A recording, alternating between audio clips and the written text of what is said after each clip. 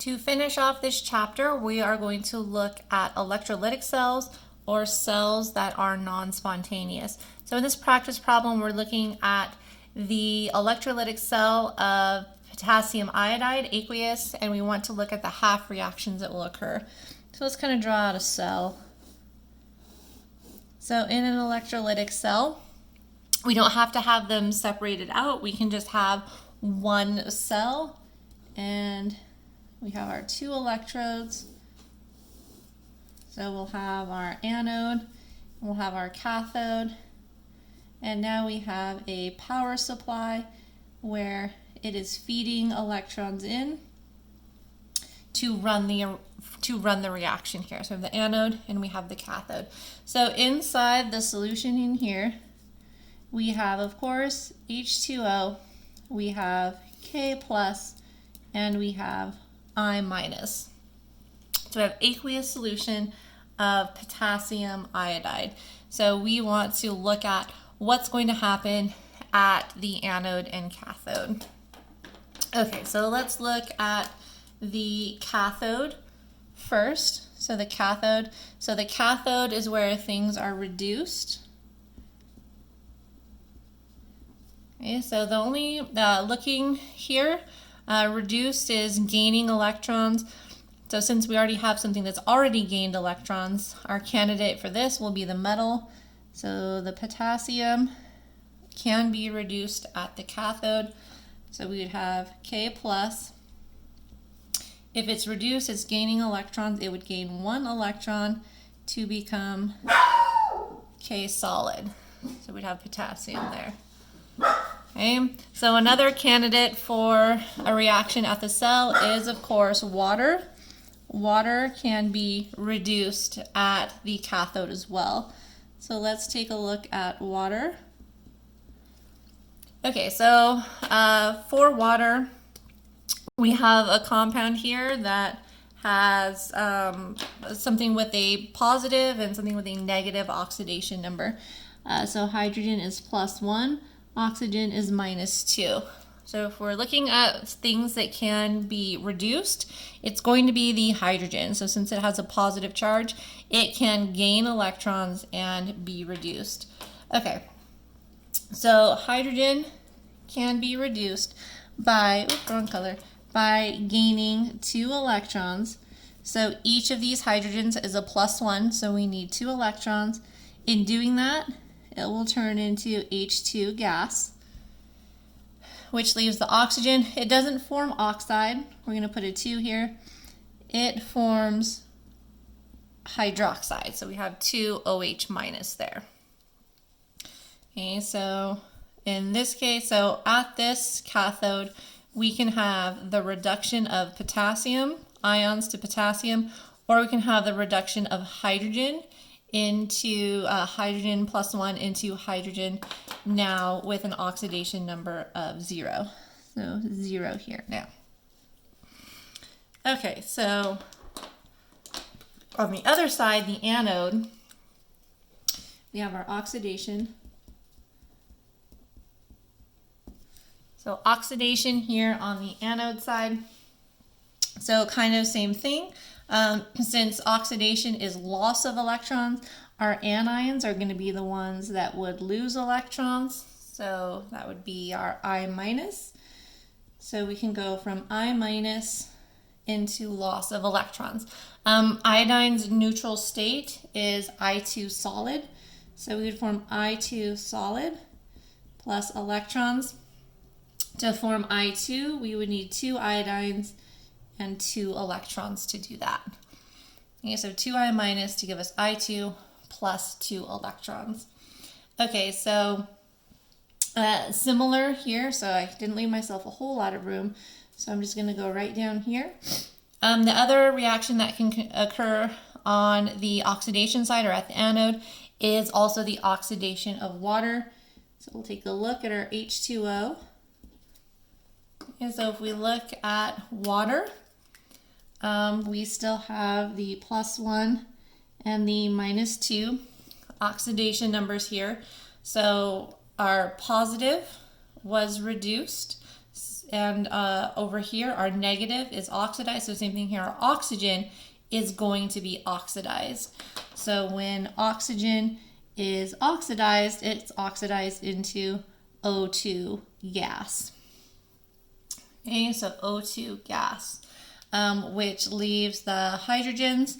So hydrogens will be in solution as the H pluses. Okay, so to form O2 gas, we need to have two oxygens. So we have two H2O liquid forming our O2 gas, which would leave us 4 H pluses. And so oxygen is going from -2 to 0 over here. So each oxygen has lost 2 electrons, so a total of 4 electrons each. So here is the oxidation of water, or the oxygen in water here. So we have two competing processes at the anode and the cathode. So we have the iodine and we have the water, and at the cathode we have the potassium and the water. So not both of these are going to occur. The one that is going to occur at the particular anode and cathode will be the one excuse me, that has the optimal reduction potential. So for the oxidation, the one of these two that will happen will be the one with the lowest reduction potential. So if we look in the appendix of the book, you can determine based off of their reduction potentials which one of these would be most likely to happen. So for here, the one that would happen here would be the largest reduction potential, is going to be the one that happens here.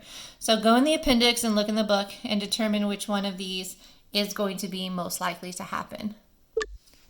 Okay, so if we look at the appendix of the book, we can look up our reduction potentials here.